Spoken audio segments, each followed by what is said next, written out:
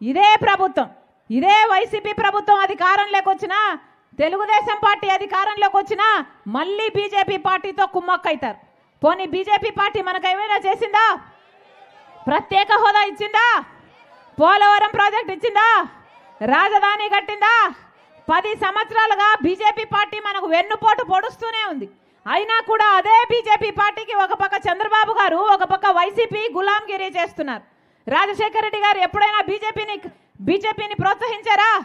BJP వైపు నిలబడ్డారా? ప్రతి విషయంలో ఖండించారు బీజేపీని. ఎందుకంటే బీజేపీ ఒక మతతత్వ పార్టీ కాబట్టి మతం పేరుతో చిచ్చు పెట్టాలి, ఆ మంటలో చలిగాచుకోవాలి. ఇదే బీజేపీకి తెలిసిన రాజకీయం. ఇదే జరిగింది. గోత్రాలో అయినా మణిపూర్లో అయినా మతం పేరుతో చిచ్చు పెట్టారు, ఒక మతాన్ని అవమానించారు, ఇంకో మతాన్ని రెచ్చగొట్టారు, దాంతో వాళ్ళు లబ్ధి పొందారు. బీజేపీ అధికారంలోకి వస్తే ఏదో ఒక రోజు ఇదే జరగబోతుంది. అదే బీజేపీ పార్టీకి చంద్రబాబు గారు, జగన్మోహన్ రెడ్డి గారు మద్దతు ఇస్తున్నారు. ఎందుకు అని అడుగుతున్నాం. ఇద్దరికీ బీజేపీ పార్టీ కావాలట. మన రాష్ట్రంలో ఇది ఒక ట్రయాంగిల్ లవ్ స్టోరీగా తయారైపోయింది. చంద్రబాబు గారికి మోడీతో పొత్తు, జగన్మోహన్ రెడ్డి గారు మోడీకి తొత్తు.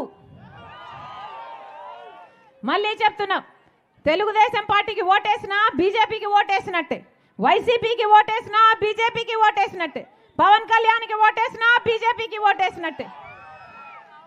వద్దు, బీజేపీకి ఓటేస్తే మనకు ప్రత్యేక హోదా రాదు, పోలవరం రాజు, రాజధాని రావు, మన బిడ్డలకు ఉద్యోగాలు రావు, ఇలాగే ఖర్చులన్నీ పెరుక్కుంటూ పోతాయి, పేదవాళ్ళకి ఇల్లులు రావు, వ్యవసాయం బాగుపడదు, కనీసం తాగడానికి కూడా మంచినీళ్ళు ఉండవు.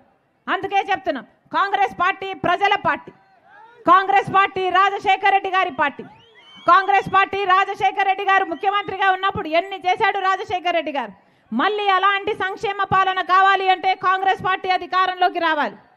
కాంగ్రెస్ పార్టీలో చేరింది రాజశేఖర రెడ్డి బిడ్డ. ఎందుకంటే ఒక్క కాంగ్రెస్ పార్టీ మాత్రమే అధికారంలోకి వచ్చిన వెంటనే 10 సంవత్సరాల ప్రత్యేక హోదా ఇస్తాము అని ప్రకటించాడు రాహుల్ గాంధీ గారు. ఆ మాటను పట్టుకొని వచ్చింది రాజశేఖర రెడ్డి బిడ్డ. మీరు ఆశీర్వదించండి. కాంగ్రెస్ పార్టీ అధికారంలోకి వచ్చిన వెంటనే మనకు ప్రత్యేక హోదా వస్తుంది. ఒక్కొక్క నియోజకవర్గానికి 100 కొత్త పరిశ్రమలు వస్తాయి, మన బిడ్డలకు ఉద్యోగాలు వస్తాయి. రాజశేఖర రెడ్డి గారి సంక్షేమ పాలన మళ్ళీ వస్తుంది. మళ్ళీ చెప్తున్నాం, రాజశేఖర రెడ్డి గారి సంక్షేమ పాలన రాజశేఖర రెడ్డి బిడ్డ ప్రతి గడపకు అందిస్తుంది, మీ ఇంటి వరకు తెస్తుంది. మీరు ఆశీర్వదించండి. కాంగ్రెస్ పార్టీ ఎమ్మెల్యే అభ్యర్థిగా ఎవరిని నిలబెట్టినా హస్తం గుర్తు మీద ఓటేసి గొప్ప మెజారిటీతో గెలిపించాలని మనస్ఫూర్తిగా ప్రార్థిస్తున్నాం. అలాగే ఎంపీ అభ్యర్థి రాంపుల్లయ్య యాదవ్ గారు మనస్ఫూర్తిగా ఆశీర్వదించండి, హస్తం గుర్తు మీద ఓటేయండి.